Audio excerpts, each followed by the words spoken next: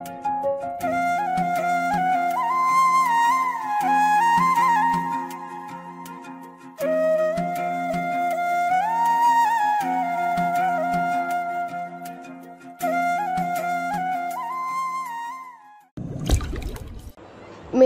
এহসানের সামনে হাত জোর করে দাঁড়িয়ে কাঁদছে। কান্নার শব্দ থামানোর কোনো চেষ্টা নেই, গলা কাঁপছে, কেবল একটা কথাই উচ্চারণ করছে। দয়া করে একটাবার আমায় দাদাজানকে দেখতে দিন, একটাবার আমায় দাদাজানকে দেখতে দিন প্লিজ। প্রয়োজনে আপনি নিয়ে যাবেন, আবার ফিরিয়ে আনবেন, তাও দয়া করে নিয়ে যান। কিন্তু এহসান যেন আগুন হয়ে আছে, তার চোখে প্রচণ্ড ক্রোধ, চোয়াল শক্ত হয়ে এসেছে। ঠান্ডা অথচ তীক্ষ্ণ কণ্ঠে বলে, চুপ, আর একটাও শব্দ মুখ থেকে বের করবি না বেয়াদব নারী, চুপচাপ বসে থাক। মেহিনুর নিঃশ্বাস আটকে আসে, চোখ দুটো পানিতে ভরে যায় আরো বেশি। কি এমন ঘটল যে পরিস্থিতি এমন হয়ে দাঁড়ালো? একটু পিছন ফিরলেই পাওয়া যাবে সেই উত্তর। সকালের ঘটনা। বাড়ির সবাই ফজরের নামাজ আদায় করে একসঙ্গে নাস্তার টেবিলে বসেছে। মেহিনুর এহসানের পাশে দাঁড়িয়েছিল, নিঃশব্দে পরিবেশন করছিল নাস্তা। ঠিক তখনই তাজিম সাহেব পাগলের মতো ছুটে বাড়িতে প্রবেশ করেন, শ্বাস ঘন, চোখে আতঙ্ক। কাউকে কিছু বলার সুযোগ না দিয়ে তীব্র কণ্ঠে বলে ওঠেন, দয়া করে মেহনুরকে নিয়ে আয় হোসেন। আব্বা কাল রাত থেকে খুব বেশি অসুস্থ, ওকেই শুধু দেখতে চাইছি। একটাবার, মাত্র একটাবার নিয়ে আয়। এহসানের মুখ কালো হয়ে ওঠে, চোখের কোণে তীব্র বিদ্বেষ। ঠান্ডা অথচ বিষাক্ত কণ্ঠে বলে, তোদের মতো কুকুরদের এই বাড়িতে ঢোকা সাহস দিল কে? তোরা যখন ইচ্ছা তখনই চলে আসিস। এহসান, এসব বলার সময় নয়, তুমি মেহনুরকে নিয়ে যাও। তাজিম সাহেব আকুল স্বরে আবারও অনুনয় করেন, হ্যাঁ, তুই দয়া করে একবার নিয়ে আয়। এহসান ধীর পদক্ষেপে তাজিম সাহেবের সামনে এসে দাঁড়ায়, চোখের দৃষ্টি হিমশীতল, তীক্ষ্ণ কণ্ঠে উচ্চারণ করে, আমি এহসান কাউকে দয়া করি না, চুপচাপ বেরিয়ে যা, নয়তো কুকুরের মতো মেরে মেরে বের করে দেব। তাজিম সাহেব হতবিহ্বল হয়ে মেহনুরের দিকে তাকান, তার ভেতরটা মোচড় দিয়ে ওঠে। তার ভাতিজি কাঁদছে, ঠোঁট চেপে রেখেছে, চোখের জল সামলানোর ব্যর্থ চেষ্টা করছে। এহসান আবারও গর্জে ওঠে, তাজিম তালুকদার, বেরিয়ে যায় এখান থেকে। তাজিম সাহেব কিছু না বলে ফিরে যান, পদক্ষেপগুলো ভারী হয়ে আসে। এহসান পিছনে ফিরে তাকিয়ে দেখে মেহনুর ফুপিয়ে যাচ্ছে। কোনো দিক না দেখে, না কিছু শুনে সে তার হাত ধরে টেনে নিজে কক্ষে নিয়ে আসে, তাও সবার সামনে। কক্ষে আসার সঙ্গে সঙ্গে মেহনুর ধপ করে মাটিতে বসে পড়ে। বুকের ভেতর একটা চেপে রাখা যন্ত্রণা যেন আগ্নেয়গিরির মতো ফেটে পড়ল। দয়া করে একটাবার আমায় দাদাজানকে দেখতে দিন, একটাবার। প্রয়োজনে আপনিই সঙ্গে থাকবেন, নিয়ে যাবেন, ফিরিয়ে আনবেন, তাও দেখতে দিন দয়া করে প্লিজ। শ্বাস কাঁপছে, গলা বুজে আসছে, চোখের জল থামার কোনো নাম নেই। কিন্তু এহসানের মুখে একটুও করুণা নেই, চোখের দৃষ্টি কঠিন, ঠোঁটের কোণে তীক্ষ্ণ এক বিদ্রুপের রেখা। সে রূঢ় কণ্ঠে বলে, চুপ, একদম চুপ, আর একটাও শব্দ মুখ থেকে বের করবি না বেয়াদব নারী, চুপচাপ বসে থাক। এই নোংরাদের নামও নিবি না আমার সামনে। কথাগুলো যেন বজ্রাঘাত হয়ে নেমে আসে মেহিনুরের উপর। কিন্তু আজ মেহিনুর আর আগের মতো নিশ্চুপ থাকলো না, তার রক্তে যেন বিদ্রোহের আগুন জ্বলে উঠল। এক ঝটকায় উঠে দাঁড়ায়, দু চোখে বিস্ফোরণ, হৃদয়ে দাবানল। বাঘিনীর ন্যায় এক তীব্র বিক্রমে এহসানের পাঞ্জাবির কলার চেপে ধরে ফেলে, চোখের লালশিটে দৃষ্টিতে তার দিকে তাকিয়ে ফুঁসে ওঠে, আপনি নিজেই একটা নোংরা, আর আমার বাবা, আমার চাচাকে নোংরা বলছেন? লজ্জা থাকা উচিত আপনার, লজ্জা। নিজের আপন চাচাতো ভাইয়ের আপন মেয়েকে বিয়ে করতে লজ্জা লাগেনি আপনার? এহসানের চোয়াল শক্ত হয়ে ওঠে, কিন্তু সে একটু হাত ছাড়ানোর চেষ্টা করলো না, বরং তার গাঢ় শীতল দৃষ্টি মেহনুরের মুখের দিকে স্থির হয়ে থাকলো। এক দীর্ঘ মুহূর্ত পার হয়ে গেল, তারপর ঠান্ডা অথচ তীব্র কণ্ঠে বলে উঠল, তুই আমার বউ ভাতিজি নস, আর তোর দাদা সে আমার আব্বা, আপন ভাই নয়। মেহনুর নিঃশ্বাস বন্ধ হয়ে আসছে। কি কি বলছেন এইসব আপনি? তোর দাদা আমার আব্বার চাচাতো ভাই মাত্র। তোর বাবা মা মারা যাওয়ার পর আমার দাদা তোকে বড় করেছেন, তাই তোকে এতদিন এই পরিবারের অংশ মনে করা হয়েছে, কিন্তু রক্তের সম্পর্কে তুই আমাদের কেউ নস। মেহনুর আরো এক ধাপ পেছনে সরে যায়। না না, এটা সত্যি না, এটা মিথ্যা। এহসান ঠোঁটের কোণে এক তাচ্ছিল্যের হাসি এঁকে বলে, তুই তো একবার গিয়ে আয়নায় নিজেকে দেখিস তাই না? এবার আয়নায় গিয়ে দেখ তোর মনে কি হয়। পাগলের বাচ্চা, তুই শুধু এই বংশের নয়, এই দেশেরও নস তুই। মেহনুর যেন ও গলায় কিছুটা আটকে গেছে, এমনভাবে তাকিয়ে থাকে তার দিকে, তারপর হাসতে হাসতে বলে, পাগল হয়ে গেছেন আপনি, এইসব বলছেন? পাপে পাগল হয়ে গেছেন, এইসব মিথ্যা, মিথ্যা। এহসানের ধৈর্য যেন ভেঙে পড়ে, সে দ্রুত বিছানার দিকে এগিয়ে গিয়ে নিজের ফোনটা তুলে নেয়। আমি তোর জন্য প্রমাণ এনেছি মেহনুর। সে ফোনের স্ক্রিনে কিছু খুঁজতে থাকে। কয়েক মুহূর্ত পর এক ছবি বের করে মেহনুরের সামনে তুলে ধরে। মেহনুর প্রথমে তাকাতে চায় না, কিন্তু চোখ গিয়ে পড়ে ফোনের স্ক্রিনে, আর তাতেই সে হতভম্ব হয়ে যায়। তার শরীর যেন শূন্য হয়ে যায়, পা কাঁপতে থাকে। সে তাকিয়ে আছে ছবির দিকে, তারপর তাকাচ্ছে এহসানের দিকে। এ কে? ফোনের স্ক্রিনে হাসপাতালের একটা ছবি। শুয়ে আছেন এক মহিলা, একদম মেহনুরের মতো। না, শুধু মতো না, একদম সেই, শুধু বয়স বেশি। মেহনুর কাঁপা কাঁপা হাতে ফোনের দিকে ইঙ্গিত করে ফিসফিস করে বলে, এ কে? এ আমি? আমি কি? মেহনুর অবিশ্বাস্য ভরা দৃষ্টিতে এহসানের দিকে তাকিয়ে আছে। ওর কণ্ঠ যেন জমে গেছে, শব্দগুলো বের হচ্ছে না। এহসান গভীর শ্বাস নিয়ে বলল, উনি তোর আম্মু, তোর আপন জন্মদাত্রী জননী। শুধু তোর নয়, তোর বড় ভাই মেহরাজেরও। তোরা দুইজন আমাদের থেকে আলাদা, তুই লক্ষ্যই করিসনি। তুই আর মেহরাজ একরকম, তোদের চলন একরকম, তোদের চলন একরকম, আর মেহরাজও ওই একবারে আলাদা। তুই বুঝতে পারিসনি, তোরা এই বংশের কেউ নস, তোরা তো মূলত বাঙালি নস। মেহনুর যেন পাথর হয়ে গেছে, নিজের হাতের দিকে তাকিয়ে রইল কিছুক্ষণ। এহসানের প্রতিটা কথায় মিলে যাচ্ছে, কিন্তু কেন? তাহলে কে এসে, কিভাবে এসেছে, কেন এসেছে? ও চমকে ওঠে। এহসানের চোখে চোখ রাখলো, গলা কাঁপছিল, তবু ফিসফিস করে বলল, তাহলে আমরা এখানে কিভাবে এলাম? নিশ্চয়ই সব মিথ্যা, তাই না? এহসান ওর দিকে এক দৃষ্টিতে তাকিয়ে থেকে গভীর স্বরে বলল, এক খোদার কসম, আমি একটা অক্ষর মিথ্যা বলিনি। তোর মা একজন পাকিস্তানি, আর তোর মা আর মেহনুরের মা দূর সম্পর্কে খালাতো বোন ছিলেন। মেহনুরের মায়ের এক খালার বিয়ে হয় পাকিস্তানে, সেইখানে ছিলি তোর নানি আর তার মেয়ে, সেই তোর আর মেহরাজার মা। মেহনুরের শরীরটা ঝিমঝিম করে উঠল, শ্বাস নিতে কষ্ট হচ্ছে। এহসান বলতে লাগলো, 2007 সালে যখন তোর বয়স মাত্র 2 বছর, তখন তোর বাবা মা তোদের 3 জনকে নিয়ে বাংলাদেশে আসেন। তোদের আরও একটা বড় ভাই ছিল। একদিন বেড়াতে এসেছিলেন তোর মা আমাদের বাড়িতে। যেহেতু তোর মায়ের আপনজন বলতে এই দেশের কেবলমাত্র মেহরুবের মাই ছিলেন, তাই উনি এসে দেখা করেছিলেন। তখন থেকে তোদের চিনি আমরা, আর সেই সময় তো আমরা এক পরিবার ছিলাম। মেহনুরের চোখের সামনে সব অন্ধকার হয়ে আসছে। এইসব শুনে মেহনুর স্থির হয়ে গেছে, নিঃশ্বাস নিতে পর্যন্ত ভুলে গেছে। মনে হচ্ছে ওর চারিপাশে সবকিছু থমকে গেছে, শুধু এহসানের কণ্ঠ প্রতিধ্বনিত হচ্ছে ওর মনের গভীরে। এহসান বলে যাচ্ছিল, যেদিন তোদের পাকিস্তানে ফিরে যাওয়ার কথা ছিল, সেদিন এয়ারপোর্টে যাওয়ার পথেই তোদের গাড়ি অ্যাক্সিডেন্ট হয়। তোদের বাবা আর বড় ভাই সামনে সিটে বসেছিল, তাই ধাক্কাটা সবচেয়ে বেশি লাগে ওদের ওপর। ঘটনাস্থলে ওরা দুজন মারা যায়, কিন্তু তুই আর মেহরাজ পিছনে সিটে ছিলি, তাই তোরা বেঁচে যাস। তবে তোদের মা, উনি তখনই মানসিকভাবে ভেঙে পড়েন। উনি বাস্তবতা হারিয়ে ফেলেন, উন্মাদ হয়ে যান। এতদিন পাবনা হসপিটালে ছিলেন, কিন্তু 1 বছর আগে উনি পালানোর চেষ্টা করেন, আর তখনই আরেকটা অ্যাক্সিডেন্ট ঘটে। সেই অ্যাক্সিডেন্টের পর থেকে উনি কোমায় আছেন সিলেটের এক হাসপাতালে।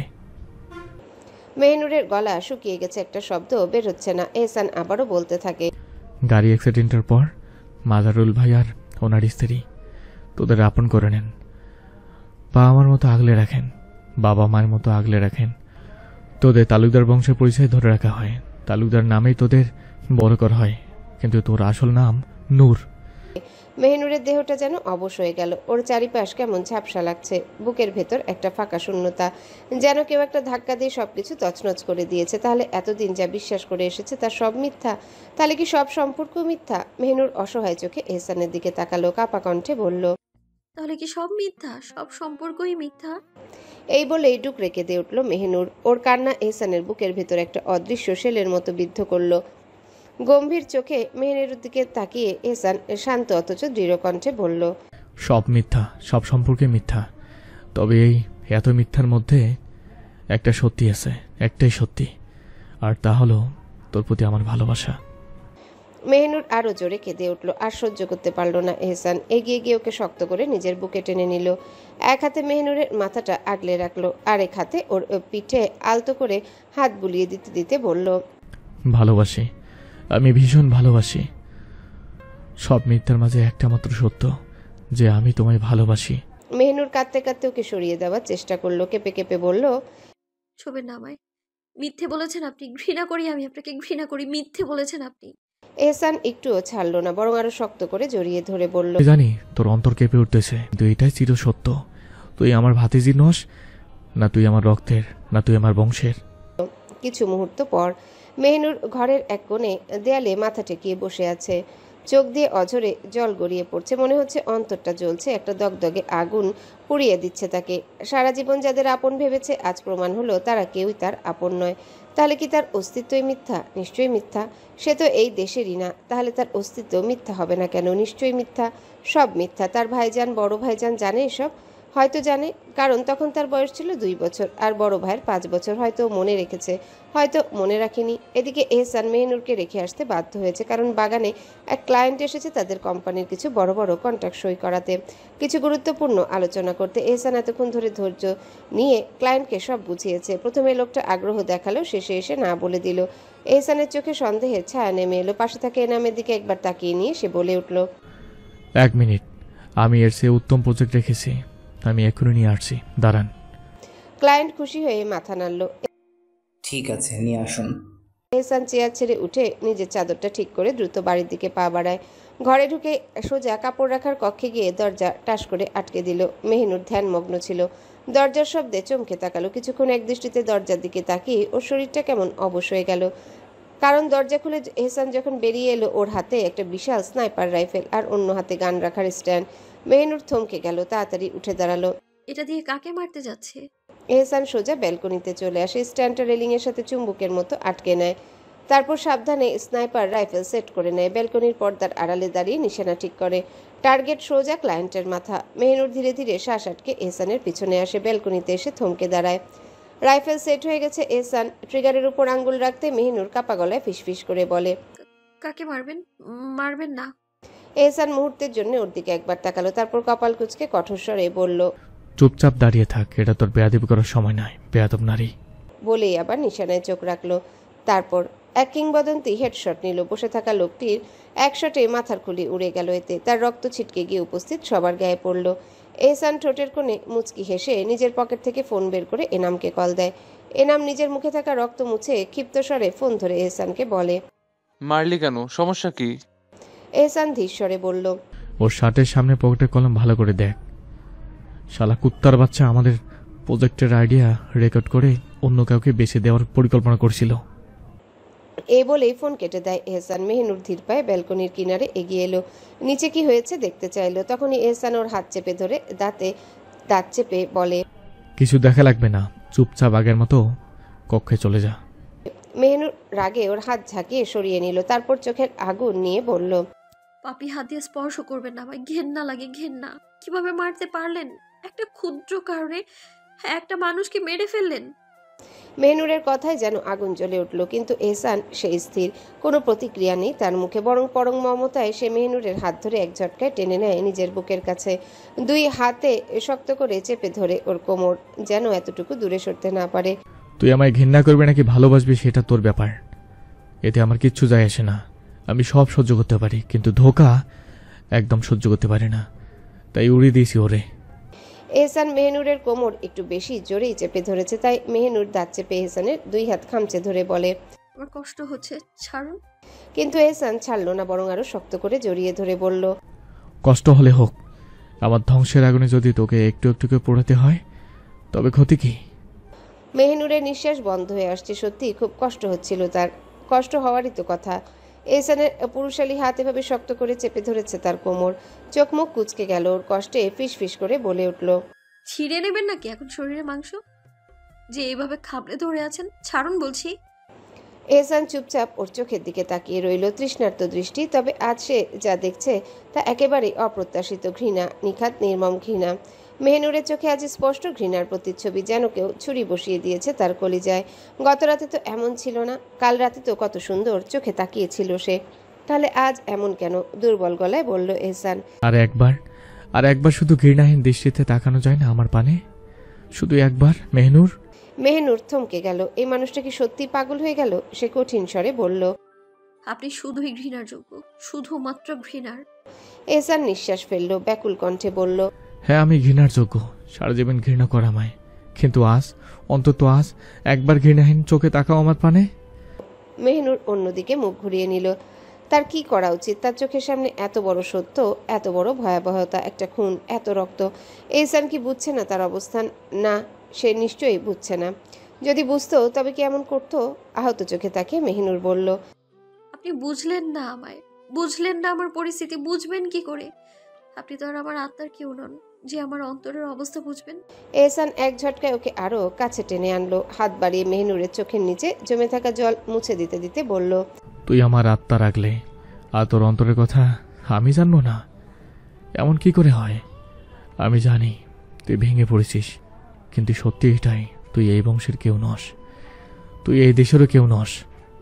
মেহিনুর ডুকরে কেঁদে উঠল, তবে ঠোঁট চেপে কান্না আটকে বলল, তাহলে কি আমার অস্তিত্বই মিথ্যে? এহসান আবার ওর চোখের জল মুছে দিয়ে মৃদু হেসে বলে, তোর অস্তিত্ব মিথ্যা হয় কি করে রে? কারণ তোর অস্তিত্ব যে মিশে গেছে আমার আত্মার আগলে। মেহিনুরের নাড়ি ভরে তাকিয়ে বলে। আপনার পাপী অস্তিত্বের অংশীদার আমি হতে চাই না। এহসান এক ঝটকায় মেহিনুরকে নিজের বুকের সঙ্গে চেপে ধরে ফিসফিস করে বলল, তুই আমার পাপী অস্তিত্ব নয়, বরং তুই আমার সব পাপের একমাত্র পবিত্র অস্তিত্ব। মেহিনুর চুপচাপ এহসানের বুকে মাথা রাখে। কাপা কাপা হাতে প্রথমবারের মতো নিজ ইচ্ছায় আঁকড়ে ধরল এহসানকে, যেন এই মুহূর্তে সে কোনো শক্ত খুঁটির সন্ধান পেয়েছে, যেখানে সে ভেঙে পড়তে পারে, দিশেহারা হতে পারে। এহসানও আরও শক্ত করে জড়িয়ে নিল আপন নারীকে। মেহিনুর বারবার ফুপিয়ে কেঁদে উঠছে, আর দুই হাতে এহসানের পাঞ্জাবির পেছনের অংশ খামচে ধরেছে। দম বন্ধ করা কান্নায় বুক ফেটে যাচ্ছিল ওর। নিজের কথা ভেবে, নিজের আপন মা বাবার কথা ভেবে, এহসানের নিকৃষ্টতার কথা ভেবে, আপন পরের ফারাক ভেবে, সেই ছোট তালুকদার বাড়ির কথা ভেবে, সব মিলিয়ে ওর ছোট্ট মাথায় যেন কিছুই আর ধরে না। এত ঘৃণা, এত অভিমান, তবু আজ এই পৃথিবীতে যাকে সে সবচেয়ে বেশি ঘৃণা করে তাকেই শক্ত করে জড়িয়ে ধরে আছে। সেই বুকে মাথা রেখে অঝরে কাঁদছে, কলিজা ছিঁড়ে যাচ্ছে মেহিনুরের। নিজের সেই তেজি বেয়াদব নারীকে এভাবে নিজের বুকে ঢলে পড়ে কাঁদতে দেখে এহসানের অন্তরও বিষাদে ভরে উঠল। তবে এটাই তো বাস্তব, এটাই চিরসত্য। সে ধীরে ধীরে মেহিনুরের মাথায় হাত বুলিয়ে দিয়ে বলে, কাঁদো, যত ইচ্ছে কাঁদো, তবে মনে রেখো আমি এখানের এই বক্ষস্থল শুধু তোমার। আমার এখানে হবে তোমার এই সর্বোত্তম ঠাই। আপনি খুব বাজে লোক। আপনি কথায় কথায় মানুষ খুন করেন, তাও নিকৃষ্টভাবে। আপনি আমাকেও নিকৃষ্টভাবে নিজের কাছে রেখেছেন। খুব খারাপ আপনি, খুব। মেহিনুর এহসানের বুকে মাথা গুজে অশ্রু চেপে ধরে বলে। কথাগুলো বলার পরও সে এহসানের বুকে মাথা গুজে থাকে, যেন ওখানে আশ্রয় খুঁজে পেয়েছে, অথচ অভিযোগও সেখানেই। এহসান নিঃশব্দে শোনে, একটাও কথা বলে না। এখন বলার কিছু নেই। তার নারী ভেতর থেকে তছনছ হয়ে গেছে। এই ভেঙে পড়া অন্তরকে তো তাকেই আগলে রাখতে হবে। সে জানে নারীদের অন্তর কাচের মতো, একটু চাপ দিলে চূর্ণ হয়ে যায়। নারীদের মন মোমের মতো, একটু উত্তাপে গলে যায়, কারণ তারা মায়ের জাত। তাদের হৃদয়ে থাকে মাতৃসুলভ মমতা। এহসান ধীরে ধীরে মেহিনুরের মাথায় হাত বুলিয়ে দেয়, আর মেহিনুর নিজের অশ্রুতে তার চাদর পাঞ্জাবি সব ভিজিয়ে দেয়। একসময় কান্না ধীরে ধীরে স্থিমিত হয়। মেহিনুর ধীরে মাথা তুলে এহসানের বুক থেকে। এহসানের বুকের বাঁ পাশে খচ করে উঠে। তার নারীর কান্নার পর চেহারাটা কেমন মোহময় হয়ে উঠেছে। ফর্সা মুখ লাল হয়ে গেছে, নাকের আগা টুকটুকে লাল হয়ে গেছে, চোখের জল শুকিয়ে লাল হয়ে আছে, আখিজোড়া গোলাপি, অধর কাঁপছে। মনে হচ্ছে নিজের অধর দিয়ে ছুঁয়ে দেখবে, কিন্তু এখন সেটা সম্ভব নয়। তার নারী রেগে গেলে ক্ষিপ্ত হয়ে উঠবে। এহসান মেহিনুরের চোখের জল মুছে দিয়ে কপালে এলোমেলো চুলগুলো কানের পাশে গুজে দেয়। তারপর গলায় গভীর স্বরে বলে, একটা কথা জেনে রাখিস, যত যাই হয়ে যাক তুই শুধুই আমার। আমি এহসান তোর অধিকারী। তুই আছিস আমার আত্মার আগলে, তুই আছিস আমার অন্তরে। তুই গেঁথে গেছিস এই পাপিষ্ট বুকের বাঁ পাশে। এহসানের চোখের গভীরতা দেখে মেহিনুর স্থির হয়ে যায়, কেমন যেন শূন্য লাগতে থাকে। তারপরে মলিন গলায় বলে, আপনি আমায় আপনার ভাবলেও আমি কখনোই আপনার হব না। এহসান মুচকি হাসে। বোকা নারী, তুই আমার হয়ে গেছিস, হালালভাবেই হয়ে গেছিস। তুই আমার, আমি তোকে আমার করে নিয়েছি, তাও আবার হালাল করে। তুই শুধুই আমার।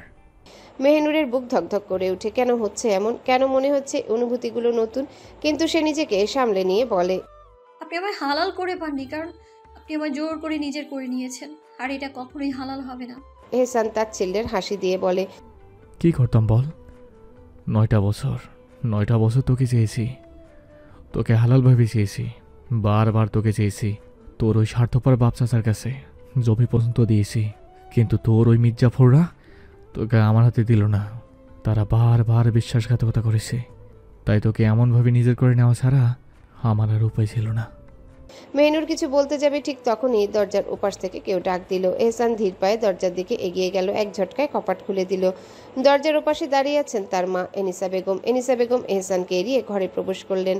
মেহনুর দ্রুত চোখ মুখ মুছে নিয়ে ঘরে আসে, কিন্তু তার চোখের লালচে আভা, নাকের ডগায় জমে থাকা অশ্রুর ছাপ সবই এনিসা বেগমের চোখ এড়ালো না। তিনি ধীর পায়ে এগিয়ে এলেন, মেহনুরের সামনে দাঁড়িয়ে তার মাথায় আলতো করে হাত বুলিয়ে বললেন, তুমি যেতে চাও বাড়ি? মেহনুর খানিকক্ষণ চুপ করে রইল। কাল থেকে তিনি তুই না বলে তুমি বলছেন কেন? তবে কি তিনি সত্যি মেনে নিয়েছেন যে সে এই ঘরের বউ? মনে হাজারো প্রশ্ন যাবে, কিন্তু মুখে কোনো শব্দ এলো না। একবার এক পলক তাকালো এনিসা বেগমের দিকে, পরক্ষণে চোখ ঘুরিয়ে এহসানের দিকে। এহসান চোখ ছোট করে তাকিয়ে আছে গভীর দৃষ্টি নিয়ে। আচ্ছা, যদি সে বলে হ্যাঁ আমি যেতে চাই, তাহলে এহসান কি সত্যি তাকে ছেড়ে দিবে, নাকি নিশ্চিত কেটে নদীতে ভাসিয়ে দিবে? সে তো স্পষ্ট বলে দিয়েছে মেহনুর তার, কেবল তার। মেহনুর নিঃশ্বাস চেপে মাথা নিচু করে ফিসফিসিয়ে বলল, না, আমি এখন যেতে চাই না। এনিসা বেগম চোখ সরু করলেন, এক মুহূর্ত ছেলের দিকে তাকালেন, তারপর আবার মেহনুরের দিকে। সত্যি করে বলো, ভয় না পেয়ে বলো। মেহনুর নিঃশব্দে মাথা নেড়ে একই উত্তর দিল। না, আমি সত্যি বলছি। এনিসা বেগম দীর্ঘশ্বাস ছেড়ে বললেন, আচ্ছা ঠিক আছে, তাহলে তোমরা থাকো, আমি আসছি। এনিসা বেগম চলে যেতে এহসান ধীরে ধীরে দরজাটা বন্ধ করে নিল। তারপর ধীর অথচ নিশ্চিত পদক্ষেপে এগিয়ে এলো মেহনুরের দিকে। ঠোঁটের কোণে সেই চিরচেনা বাঁকা হাসি, যা তার চোখেও ছড়িয়ে পড়েছে। এগোতে এগোতে বলে, বাহ, আমার বেয়াদব নারী, দেখছি কিছু হলেও আদব শিখেছে। মেহনুর আতঙ্কিত চোখে পিছু হটতে চাইল, কিন্তু পারল না। এক ঝটকায় এহসান তার কোমর চেপে ধরে জাপটে ধরে নিজের বুকের সাথে মিলিয়ে নিল।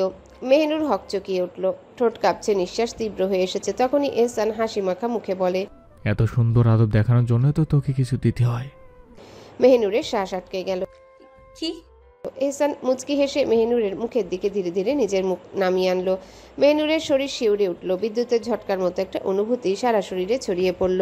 কোমর এমনিতেই অবশ হয়ে আছে, কারণ এহসানের শক্ত বাহু তাকে আঁকড়ে ধরে রেখেছে।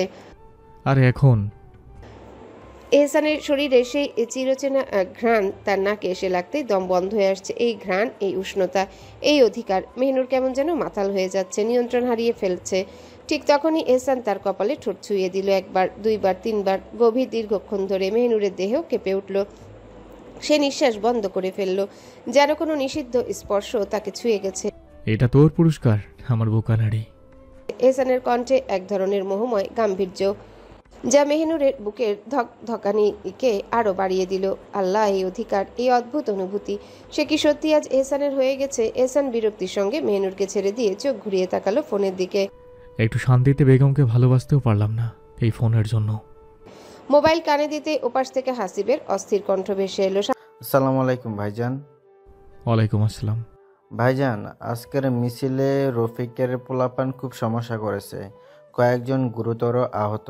কি করবো কোন, বড় খারাপ পরিস্থিতিতে পড়ে গেছি। সাথে সাথে এহসানের কপালের রগ ফুলে উঠল, দাঁত চেপে গলা খটখটে করে বলল, তোরা কই? ভাই, আখিলের কাছাকাছি আছি। এহসান চোখ বন্ধ করে গভীরভাবে নিঃশ্বাস নিল, তারপর ভয়ানক শান্ত সুরে বলল, ওরে ওর ভাইয়ের মতো উপরে পাঠাতে হবে। আগে তোরা ওর পোলাপানদের বেদম পিটা, ইচ্ছা মতো মার, শুধু জানে মারিস না। হ ভাই, ওরা এখন আমাদের হাতের বন্দি, পুলিশও আছে। এহসানের চোখ ক্রমশ সংকীর্ণ হয়ে এলো। তোরা ওদের নিয়ে 6 নম্বর গোডাউনে যা, এসিডের ড্রামে ডুবাই দে। আর তবে শোন, সবাইকে না, যারা দোষী শুধু ওদেরই। আমি আসতেছি। আর শোন, যারা আহত তাদের হাসপাতালে নিয়ে যা। না ভাইজান, লাগবে না, তাদের হাসপাতালে ভর্তি করাই দিছি, আপনি এখন আসেন। এহসান ফোন কেটে কাপড় রাখার কক্ষে প্রবেশ করে। দরজার পেছনে রাখা ছোট্ট সেলফ খুলে ভেতর থেকে একটা তীক্ষ্ণ ছুরি বের করলো, সাথে একটা পিস্তল। ঠান্ডা চোখে এগুলো পায়জামার পকেটে গুজে নিল। পেছনে দাঁড়িয়ে থাকা মেহনুর হতভম্ব। এই পুরুষকে কিছুক্ষণ আগেও তাকে কোমলভাবে আগলে রেখেছিল, এখন এক নিমিষে যেন রক্তপিপাসু সাপ হয়ে উঠেছে। তার মন বলছে এহসানকে থামাতে হবে, কিন্তু সে কি শুনবে? হয়তো না। তবু আমতামতা করে মেহনুর বলে উঠল, কাউকে মারবেন না। এহসান থমকে গেল, ধীর চোখে তাকালো তার নারীর দিকে, ঠোঁটে একপাশে হালকা হাসি ফুটল। আরে মারবো না তো, শুধু আবর্জনা সরিয়ে দেব দুনিয়া থেকে। এই বলে এহসান গাড়ির চাবি হাতে নিল, আরেকবার মেহনুরের দিকে তাকালো, তারপর দরজা খুলে বেরিয়ে গেল। মেহনুর হতবাক হয়ে দাঁড়িয়ে রইল। এহসান দ্রুত 6 নম্বর গোডাউনে পৌঁছালো। ভেতরে ঢুকেই দেখে 20 থেকে 15 জন যুবক শক্ত বাঁশের খুঁটির সাথে বাঁধা নিথর হয়ে পড়ে আছে। এহসান ধীর পায়ে এগিয়ে গেল। একজন লোক সাথে সাথে একটা চেয়ার এনে ওর সামনে রাখলো। গায়ের চাদরটা ঠিক করে চেয়ারটায় গায়ে দিয়ে দিল এহসান। পায়ের উপর পা তুলে নিল, হাতের আঙ্গুলগুলো তালুবন্দি করলো। তারপর এক গভীর নির্মম দৃষ্টি দিয়ে সামনের লোকগুলোর দিকে তাকালো। একটু সময় পার হলো, তারপর খুব শান্ত স্বরে বলল, কয়জন আহত হয়েছে? হাসিব এক পাশ থেকে বলল, 7 জন। কমও না বেশিও না, মাথা ফেটে গেছে, হাত টুক থেতলে গেছে এরকম। এহসান ঠোঁট চেপে ধরলো, তারপর সামনে থাকা লোকগুলোর দিকে তাকিয়ে দাঁত চেপে গর্জে উঠল, চুপচাপ বল, কোন কোন সুরের বাচ্চা মেরেছিস আমার লোকজনকে? আমার লোকজনের মায়েরা তাদের জন্য হাসপাতালে কাঁদতেছে, বল কে মরেছিস? কিন্তু সবাই মাথা নিচু করে একই উত্তর দিল, আমি না ভাই। এহসানের ধৈর্যের বাঁধ ভাঙতে শুরু করলো। এদের সম্পর্কে খোঁজ নিয়েছিস তোরা? হাসিব মাথা ঝাঁকিয়ে বলল, দি ভাইজান, এরা সব বড় মাপের সন্ত্রাসী। এহসান ভ্রু কুচকালো। কেমন সন্ত্রাসী বল তো শুনি। হাসিব এবার ওদের দিকে তাকিয়ে বলল, মারামারি থেকে শুরু করে ধর্ষণ অবধি। ধর্ষণ? শব্দটা যেন বজ্রপাতের মতো এহসানের মগজে আঘাত করলো। তার চোখ ধূসর আগুনে জ্বলে উঠল। আর কোনো প্রশ্ন নয়। তার কণ্ঠ কাঁপলো না, বরং ভয়ানক স্থিরতা নিয়ে বলল, যারা যারা ধর্ষণের সাথে জড়িত তাদের পুরো সংখ্যা কেটে দে, আর তারপর এসিডের ড্রামে ডুবে মার। আর যারা যারা জড়িত না তাদের গুলি করে উড়ে দে। চারিপাশে একটা ভয়ঙ্কর নীরবতা নেমে এলো। কেউ কাঁপছে, কেউ নিঃশব্দে কেঁদে ফেলেছে। ঘরের ভেতর থমথমে নীরবতা। একপাশে পড়ে আছে নিথর শরীরগুলো। কিছু জন করুণ মুখে চেয়ে আছে এহসানের দিকে। কাঠের চেয়ারে বসে এহসান এক দৃষ্টিতে ওদের দিকে তাকিয়েছিল। তার চোখে না ছিল করুণা, না ছিল সহানুভূতি, কেবলমাত্র শীতল তীক্ষ্ণ সিদ্ধান্ত। একজন গলাটা খাকারি দিয়ে বলল, ভাইজান তাহলে কি করব? এহসান ধীরে ধীরে উঠে দাঁড়ায়। কোটের কলারটা ঠিক করে এক পলক বন্দীদের দিকে তাকায়, তারপর খুব শান্ত গলায় বলে, তোদের ওপর ছেড়ে দিলাম, কিন্তু যারা নারীদের অসম্মান করেছে তাদের একটাও যেন বেশি না থাকে। তারপর এক ধরনের ভয়ঙ্কর শীতলতা নিয়ে হাসিবের দিকে ফিরে বলে, আর তুই রাতেই টিকিট কেটে ফেল। আজ রাতেই তুর্কি যাবি রফিককে মারার জন্য। ইয়ামেন সুরকির সাথে দেখা করবি। হাসিব এক মুহূর্ত চুপ করে থাকে, তারপর ধীর স্বরে বলে, ভাইজান, ওরে মারার জন্য আপনি একাই যথেষ্ট। এহসান এবার সত্যিকারের হাসে, কিন্তু সে হাসির মধ্যে একটা অদ্ভুত ভয়ঙ্কর ধাত ছিল। হাসি শেষ হতে না হতে নিচু গলায় বলে, এত ছোট্ট একটা কাজ নিজ হাতে করতে হয় না রে ভাই, আমি তো বড় দানেই ছক্কা মারব। তারপর এক পাশে পায়চারি করতে করতে বলে, রফিক এখন দেশে নেই, তুর্কি গেছে, ওখানেই শেষ করতে হবে। ইয়ামিন খুরশুদের সাথে দেখা করবি। 3 দিনের মধ্যে ওর কলিজাটা আমার হাতে চাই। কথাগুলো এতটাই দৃঢ় ছিল যে হাসিব আর কোনো প্রশ্ন করার সাহস পেল না, শুধু মাথা ঝাঁকালো। এহসান শেষবারের মতো বন্দীদের দিকে একবার তাকায়, তারপর পিস্তলটা কোমরে গুজে নিয়ে দরজার দিকে এগিয়ে যায়। বেরোনোর আগে একবার থেমে বলে, তুই রাতেই টিকিট কেটে ফেল, আমি অন্য জায়গায় যাচ্ছি। এ বলেই দরজা ঠেলে বেরিয়ে গেল। আর হাসিব তার দিকে তাকিয়ে দাঁড়িয়ে রইল। এই মানুষটাকে সে কখনো পুরোপুরি বুঝতে পারবে না। এশার পর বাড়ির রান্নাঘর জুড়ে ব্যস্ততা। এশার আজান ধ্বনিত হওয়ার পরও কাজ থামার নাম নেই। বেলা 5টা থেকে শুরু হয়েছে মাছ কাটা, কিন্তু শেষ হওয়ার নামগন্ধ নেই। 7-8 বালতি টাটকা মাছ নিয়ে আসা হয়েছে ফিশারি থেকে। কেবল বাড়ির গৃহিণীরাই নয়, কাজের মহিলারাও এক প্রকার হাঁপিয়ে উঠেছেন। ধারালো বটিতে মাছ কাটতে কাটতে হাত কেঁপে যাচ্ছে, তবু থামার সুযোগ নেই। মেহনুরও ওদের সঙ্গে আছে, এক কোণে বসে ধৈর্য ধরে মাছ কাটছে। চারিদিকে মাছের আঁশ আর রক্তের গন্ধ ছড়িয়ে পড়েছে। কেউ কেউ বিরক্ত মুখে গামছা দিয়ে ঘাম মুছছে, আবার কেউ কেউ হাঁপাতে হাঁপাতে বলছে, আল্লাহ, এই মাছ কি আর শেষ হবে না? তবে রান্নাঘরের পাশের বারান্দায় বসে থাকা বড়দের চোখে মুখে অন্যরকম আনন্দ। এত মাছ এসেছে, আজ দারুণ এক ভোজের আয়োজন হবে। এহসান সেই সকালে বেরিয়ে দিনের শেষে বাড়ি ফিরে কক্ষে প্রবেশ করে। মেহনুরকে না দেখে তার মনটা উদাস হয়ে উঠল। হাতে থাকা নিজের বেগমের জন্য আনা ব্যাগগুলো পাশে রেখে নিজেও একপাশে বসে পড়ল। মেহনুরের অনুপস্থিতি ঘরটাকে শূন্য মনে হচ্ছিল। তার মাথায় একটাই প্রশ্ন, মেহনুর কোথায়? অস্থির মন শান্ত হতে চাচ্ছিল না, কিন্তু মেহনুরের আসার সম্ভাবনা এক ধরনের আশা জন্ম নিল। এহসান চোখ বন্ধ করে কিছু সময় অপেক্ষা করতে থাকলো, যেন মেহনুরের ছায়া কোথাও কাছেই রয়েছে। এহসান জানে আজ মাছ ধরা হয়েছে ওদের মাছে কয়েকটি জমিতে, তাই হয়তো মেহনুর মাছ কাটতেই ব্যস্ত। কিন্তু এহসানের চোখ আর মানছে না। মনের তৃষ্ণা তীব্র থেকে তীব্রতর হয়ে যাচ্ছে আপন নারীকে দেখার জন্য। তাই তাড়াতাড়ি নিচে নেমে আসে, পরে গোসল করা যাবে, আগে একবার নিজ বেগমকে দেখে নেওয়া যাক।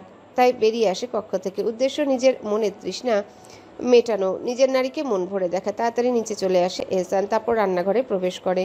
প্রবেশ করতেই দেখতে পায় সবাই মাছ কাটতে ব্যস্ত। এশা আর মেহনুর পাশাপাশি বসে মাছ কাটছে আর কি একটা নিয়ে গল্প করছে। এহসান নীরবে এক দৃষ্টিতে তাকিয়ে আছে নিজের আপন নারীর হাসি মাখা মুখশ্রী পানে। মেহনুরের হাসি মাখা মুখ দেখে অন্তর অবধি ঠান্ডা হয়ে যায়। এত পাপ, এত পবিত্রতা, এত অশান্তির মধ্যেও যেন একটুখানি শান্তি মেলে।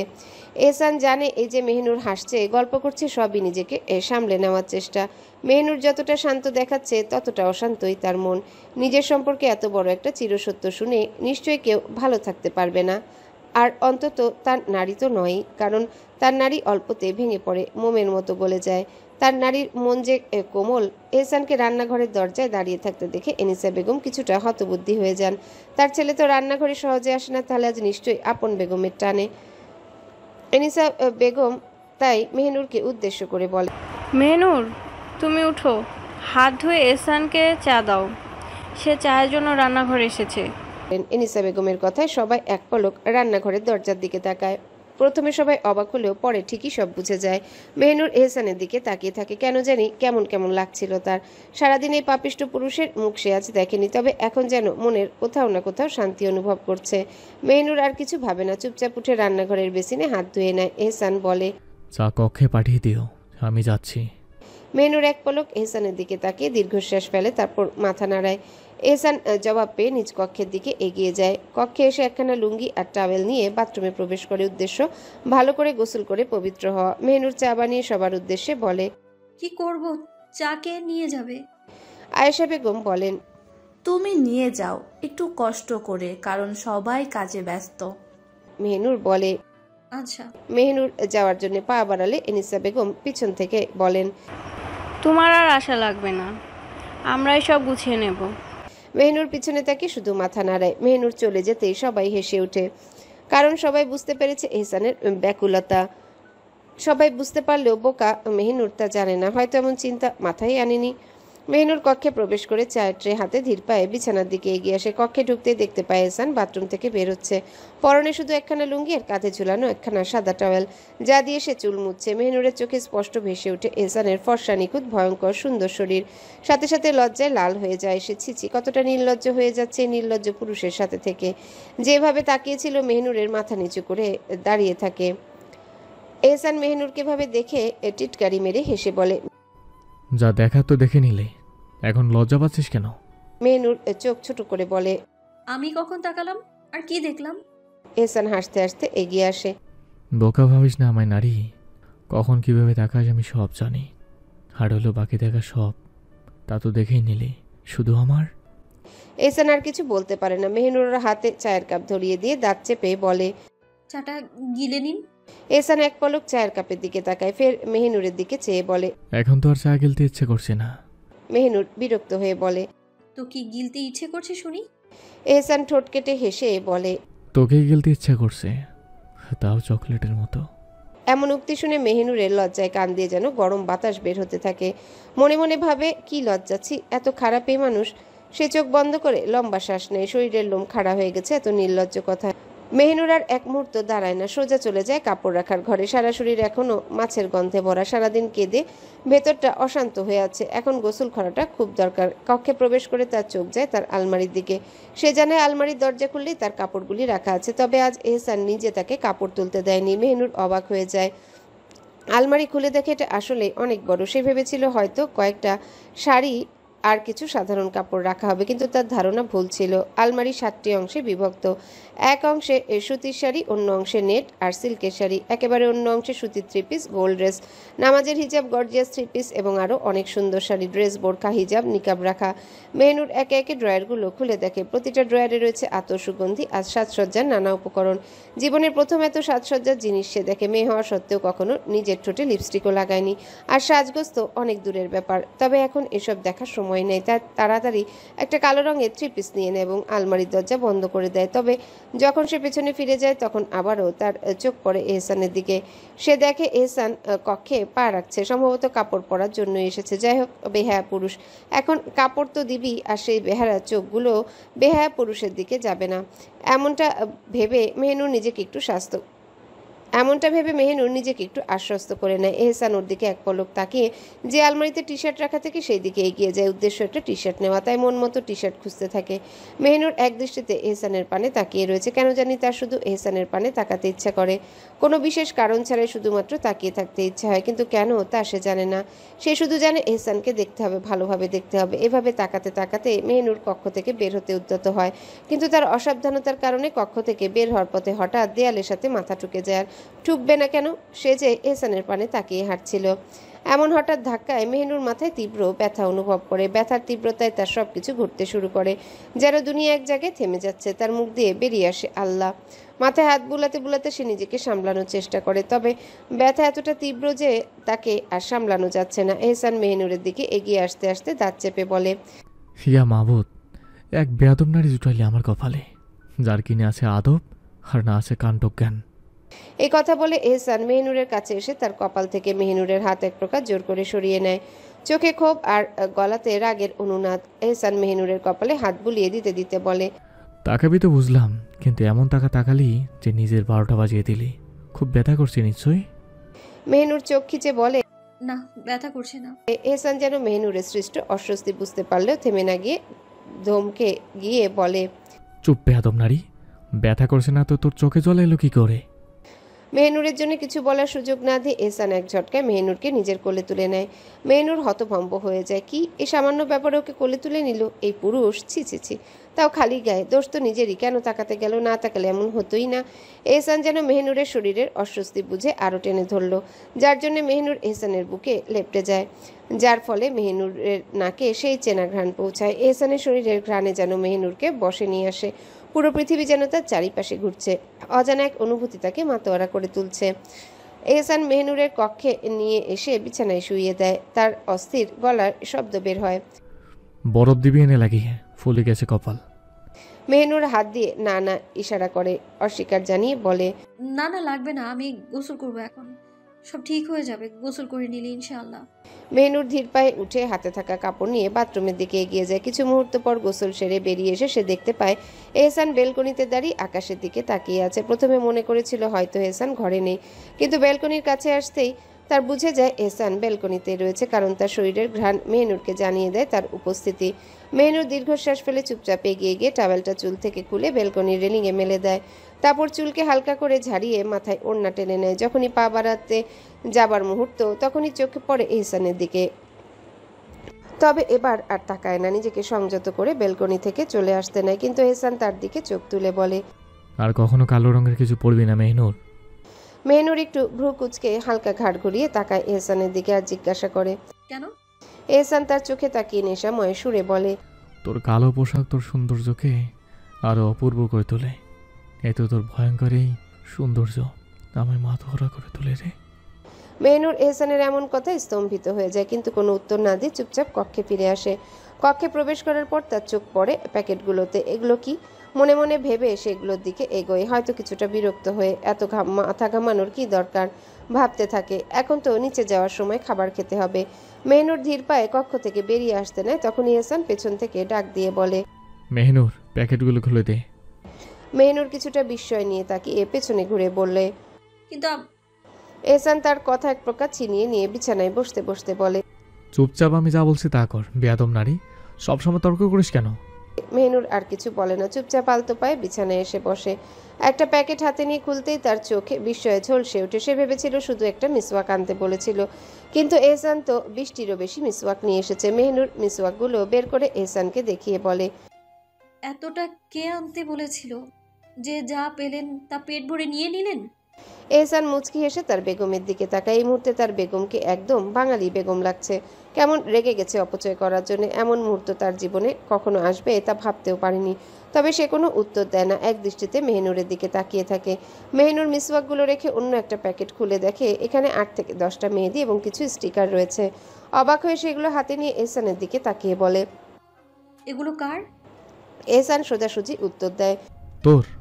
মেহিনুর হতভম্ব হয়ে বলে, এত কিছু দিয়ে আমি কি করব? আমি তো মেহেদি পরি না। এহসান শান্ত সুরে বলে, পড়িস না, এখন থেকে পড়বি। আর একটা কথা বলে দিলাম, আজকের পর থেকে তোর হাত মেহেদি ছাড়া আমি আর কখনোই দেখতে চাই না। আর যদি দেখি তোর এই হাত আমি কেটে রেখে দিব। মেহনুর ভয়ে ভড়কে গিয়ে বলে। এর জন্য আমার হাত কেন কেটে নিবেন? এহসান ধমকের গলায় বলে। বেয়াদব নারী, সব বেয়াদবি জানিস, আর এটা জানিস না যে হাতে মেহেদি থাকে না সেই হাত পুরুষের হয়। তো কি তুই কি পুরুষ? মেহনুর এমন ধমকে মৃদু কেঁপে ওঠে এবং মলিন গলায় বলে। এবার ধমক দিলেন? এহসান তার কথা শুনে কিছুটা অবাক হয়ে যায়। কিভাবে তার নারী, তার বেয়াদব নারী এমন আদবের সাথে কথা বলছে, এমনকি বলছে এভাবে ধমক দিলেন। এহসান মেহনুরের দিকে তাকিয়ে মৃদু হেসে বলে। আচ্ছা আর এমন হবে না, আর ধমকে দিব না, এখন সব পেট খুলে দেখ। মেহনুর মাথা নাড়ায়, অন্য একটি প্যাকেট খুলে দেখে এতে ছিল বেশ কিছু আইসক্রিম চকলেট। প্যাকেটটা বড় ছিল, আর হয়তো এই জন্যেই বড় ছিল, কারণ এতে অনেক চকলেট আইসক্রিম ছিল। মেহনুর এগুলো দেখে এহসানের দিকে তাকিয়ে বলে। এহসান আবারও ধমক দিয়ে বলে। তোকে দিয়েছে তো তার জন্যই তো হবে। মেহনুর ভয়ে ভড়কে গিয়ে বলে। এত কিছু আমি একা কি করে খাবো? বাচ্চাদের দিয়ে দিয়ে এগুলো আমি এতটা খাই না। এহসান শান্ত সুরে বলে। আরও অনেক আছে, আর অনেক কিছুই আছে। যা, সবগুলো কাপড় রাখার কক্ষে যে একটা ছোট ফ্রিজ আছে ওটাতে রেখে আয়। আর তোর বাচ্চাদের দেওয়া লাগবে না, নিজে তো একটা ছোট বাচ্চা। কেন বল, একবার বললে বুঝিস না? এহসান এসব বলে বিছানা থেকে উঠে কক্ষ থেকে বেরিয়ে যায়, উদ্দেশ্য নিচে যাওয়া বাবা ও ভাইদের সাথে কিছু প্রয়োজনীয় কথা বলার জন্যে। মেহনুর এহসানের এমন হঠাৎ রেগে যাওয়ার কারণ খুঁজে পায় না। দীর্ঘশ্বাস ফেলে সে সব কিছু একে একে দেখে, তারপর কাপড় রাখার কক্ষে গিয়ে খাবারের জিনিসগুলো ফ্রিজে রেখে দেয়। তবে একটি চকলেট সে খায়, আর আইসক্রিমের বাটি আর খুলে না, কারণ এতক্ষণে আইসক্রিম হয়তো গলে একাকার হয়ে গেছে। খাবার শেষে মেহনুর তার কক্ষে ফিরে আসে।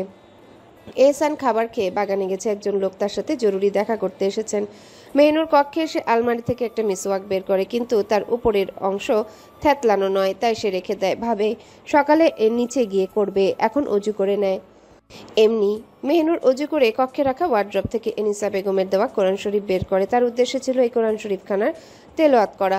কক্ষে রাখা টেবিলের উপর একটা জায়নামাজ বিছিয়ে এবং নিচ চেয়ারে বসে কোরআন শরীফ মেলে। আহা, অন্তর যেন এক অদ্ভুত স্নিগ্ধতায় ভরে যায়। কিভাবে এত সুন্দর স্পষ্ট লেখা, অথচ এটি কত বছর আগের পুরনো কোরআন। যাদের কাছে ছিল তারা নিশ্চয়ই খুব যত্নে রেখেছেন, তা একটা ছিঁড়ে যাওয়ার কোনো চিহ্নও নেই, আছে শুধু যত্নের চিহ্ন। মেহনুর নিজের প্রিয় সূরা মুলক তেলাওয়াত করতে থাকে। নিজের গলায় যত সুর দিয়েছেন আল্লাহর সকল অনুগ্রহ নিয়ে তারতিল সহিত স্পষ্ট তেলাওয়াত করে, কেননা তার অন্তর বিষাদে ভরা, আর এই বিষাক্ততা দূর করতে কোরআন তেলাওয়াত অত্যন্ত গুরুত্বপূর্ণ। এদিকে এহসান তার মিটিং সেরে উঠে ধীরে ধীরে আল্লাহর নাম নিয়ে বাড়িতে প্রবেশ করে। নিজের কক্ষে পা রাখতে এই কানে ভেসে আসে একটি সুন্দর তেলাওয়াত। মুহূর্তে বুঝে যায় এটি তার প্রিয় বেগম মেহনুরের তেলাওয়াত। তাই ধীর পায়ে এগিয়ে গিয়ে মেহনুরের পিছনে দাঁড়িয়ে থাকে। মেহনুর তার উপস্থিতি অনুভব করলেও কিছুই বলে না, তেলাওয়াত করতে থাকে নিজের মতো, কারণ সে জানে তেলাওয়াত বন্ধ করলে এহসান জোর করে শুনবে। তাই সময় নষ্ট না করে সে নিজের মতো পড়তে থাকে। এহসান চোখ বন্ধ করে মেহনুরের চেয়ারের পাশে দাঁড়িয়ে তেলাওয়াত শুনতে থাকে। একসময় মেহনুরের তেলাওয়াত শেষ হলে সে উঠে যায়, কোরআন শরীফটা নিজের জায়গায় রেখে দেয়। এহসান মেহনুরকে উঠে যেতে দেখে নিজে বাথরুমে প্রবেশ করে, পরে অজু করে বেরিয়ে আসে। এহসান বিছানার কাছে এসে দেখে মেহনুর বিছানায় শুয়ে আছে। এতক্ষণে তার চোখ ভারী হয়ে আসছে। আজ কেন জানি মেহনুরের দিকে বরাবরই নিজের অজান্তেই চোখ চলে যাচ্ছে। এহসান দীর্ঘশ্বাস ফেলে ঘরের বাতিগুলো নিভিয়ে নিজেও বিছানায় উঠে পড়ে।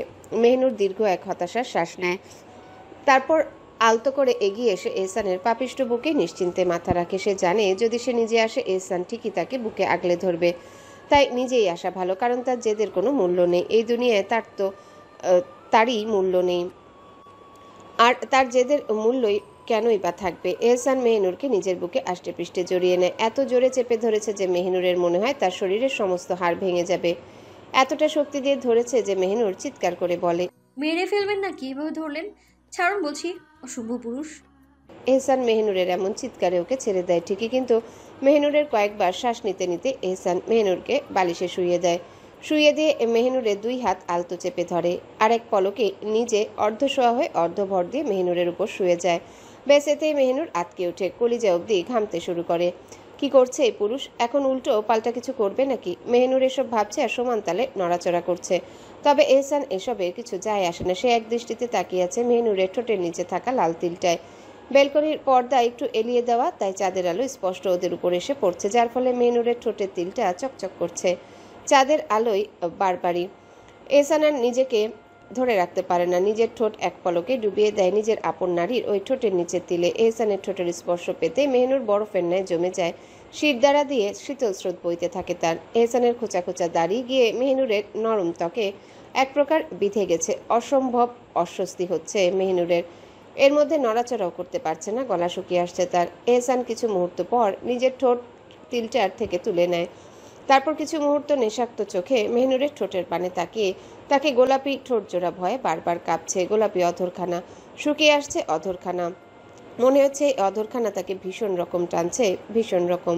তাই আর নিজেকে ধরে রাখে না, নিজের অধর ডুবিয়ে দেয় নিজের বেগমের অধরে। নিজের ঠোঁটে এহসানের ঠোঁটের স্পর্শ পেয়ে এখন মেহনুরের স্নায়ু অবধি অবশ হয়ে গেছে। এহসান বারবারই নিজের ঠোঁট মেহনুরের ঠোঁটে ছোঁয়াচ্ছে, তাই মেহনুরের দুই গালে বারবারই এহসানের দাড়ি বিচ্ছে। মেহনুর ভয়ে লজ্জায় বিছানার চাদর শক্ত করে খামচে ধরে। মেহনুরের ধমনী অবধি জমাট বেঁধে গেছে। এতটা ভয়ঙ্কর অনুভূতির শিকার সে কখনো হয়নি। এই লজ্জাজনক পরিস্থিতিতে পড়ার চেয়ে ভালো তো মাটির নিচে চলে যাওয়া তার জন্যই উত্তম। এক মুহূর্ত, দুই মুহূর্ত, কয়েকটা প্রহর কেটে যায় দেখতে দেখতে, কিন্তু তাও এহসান মেহনুরের ঠোঁট ছাড়ে না। নেশায় ডুবে গেছে সে, তলিয়ে গেছে এহসান। তার মনে হচ্ছে সারা রাত এই ঠোঁটেই ডুবে থাকতে। আরও কিছু মুহূর্ত পর এহসান মেহনুরকে ছেড়ে দেয়। মেহনুর এতে নিজের মধ্যে প্রাণ ফিরে পায়। গলা টানিয়ে বুক টেনে শ্বাস নিতে থাকে। এতে এহসানের চোখ আটকে মেহনুরের ফর্সা গলায়। তা এক মুহূর্ত দেরি না করে একটানে মেহনুরের গলা থেকে ওড়না সরিয়ে নেয়। এতে মেহনুরের গায়ের কামিজও কিছুটা সরে যায়, যার ফলে মেহনুরের গলার নিচে থাকা লাল তিলটা স্পষ্ট দেখতে পায় এহসান। এই মুহূর্তে আর নিজেকে সামলাতে পারে না সে নিজেকে, তাই নিজেকে ডুবিয়ে দেয় সেই তিলে। মেহনুর একটু স্বস্তি পেয়েছিল, কিন্তু এহসানের এমন কাণ্ডে সে ভয়ে ঘাবড়ে এহসানের পিঠের টি শার্টের অংশ জাপটে খাবলে ধরে। এহসানের খোঁচা খোঁচা দাড়ি ওর গলায় বিচ্ছে, সুরসুরি লাগছে খুব। না, আর নিতে পারছে না মেহনুর। তার চিৎকার দিয়ে কাঁদতে ইচ্ছা হচ্ছে, কিন্তু সেই শক্তিটুকুও পাচ্ছে না। অবশ হয়ে আছে তার সারা সর্বাঙ্গ। এহসান মেহনুরের সম্পূর্ণ গলায় নিজের ঠোঁট বারবার ছোঁয়াচ্ছে। এহসান এবার কয়েকবার নিজের দাঁত বসিয়ে দেয় মেহনুরের গলায়। এতে মেহনুর কাঁপতে থাকে। ধীরে ধীরে ওর অচেতন শরীর নিজের আয়ত্তে আসছে। জোরে জোরে শ্বাস নিতে থাকে আর একটু শক্তি নিয়ে চিৎকার করে বলে, আমার ছেড়ে দিন, কষ্ট হচ্ছে ভীষণ। মেহনুরের এমন চাপা আর্তনাদে ছেড়ে দেয় এহসানকে। এহসানকে ছেড়ে দিতে এক লাফে উঠে বসে মেহনুর আর নিজের গলার দিকে তাকায়। স্পষ্ট দেখতে পায় লাল টুকরো টুকরো হয়ে গেছে ওর গলার ফর্সা চামড়া। চোখ বন্ধ করে কয়েকবার বড় বড় শ্বাস নিতে থাকে। মেহনুর নিশ্চিন্তে শুয়ে থাকা এহসানের পানে ছলছল চোখে তাকিয়ে বলে, আপনি কি আদৌ মানুষ? কি করছেন আপনি আমার সাথে? সারা গলায় রক্ত জমাট বাঁধিয়ে দিয়েছেন।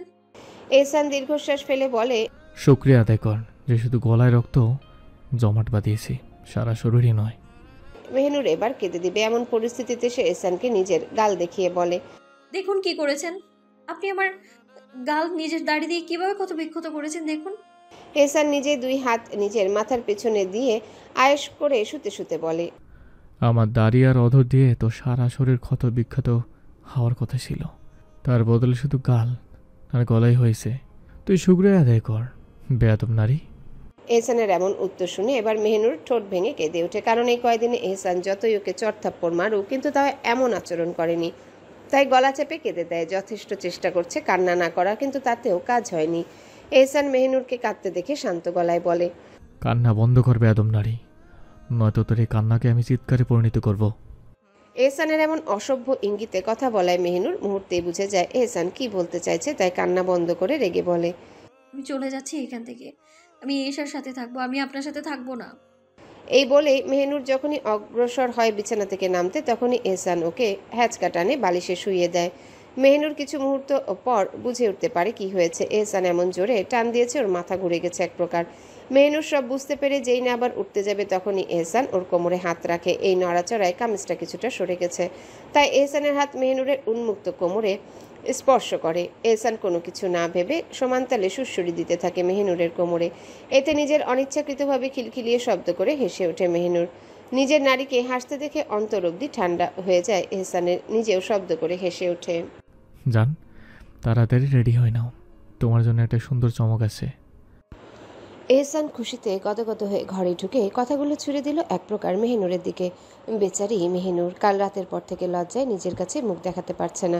মনে হচ্ছে এই লজ্জায় তার মরণাস্ত্র। ছি, কি লজ্জা! সকালের নাস্তা সেরে বিছানা গুছাচ্ছিল সে, তখনই এহসানের এই ঘোষণা। এক পলক তাকিয়ে এহসানের পানে ফের চোখ নামিয়ে দ্রুত বালিশ ঠিক করতে করতে বলল, আপনার চমক আপনিই দেখুন, আমি কোথাও যাব না। এহসান ধীর পায়ে এগিয়ে এসে মেহনুরের সামনে দাঁড়ালো। ব্যাস, বেচারি মেয়েটার লজ্জা 7 গুণ বেড়ে গেল। এহসানের দিকে তাকানোর সাহসটুকুও পেল না সে। কি করে তাকাবে? যে কাণ্ড কাল রাতে এহসান ঘটিয়েছে তারপর আর চোখ তুলে দেখা সম্ভব? এহসান ঠোঁটের কোণে এক চিলতে হাসি টেনে বলল, আমার লজ্জাপতি লতাপাতা, লজ্জা ঝেড়ে ফেলে তাড়াতাড়ি তৈরি হয়ে নাও।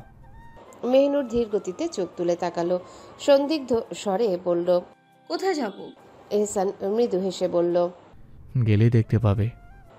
মেহনুর আর এক মুহূর্ত অপেক্ষা করলো না, কোনো দিকে না তাকিয়ে ধীর পায়ে কাপড় রাখার কক্ষে চলে গেল। একটু খুঁজে বের করলো কালো বোরখাটা, তারপর ধীরে ধীরে গায়ে জড়ালো। কালো পর্দার নিচে এসে যেন নিজেকে লুকিয়ে ফেললো, ঠিক যেন রাতের আকাশে মিলিয়ে যাওয়া এক নীরব চাঁদ। নিজেকে সম্পূর্ণ ঢেকে নিয়ে আয়নার সামনে দাঁড়ালো সে। এক মুহূর্তের জন্য নিজেকেই অচেনা লাগলো। কালো আবরণে মোড়া মেয়েটি কি সেই? বুকের ভেতর কেমন একটা অজানা শিহরণ খেললো। কোথায় নিয়ে যাচ্ছে এহসান? কি অপেক্ষা করছে তার জন্যে? মেহনুর তালুকদার বাড়ির গেটে আসতে একজন মহিলা এসে গাড়ির দরজা খুলে দেন।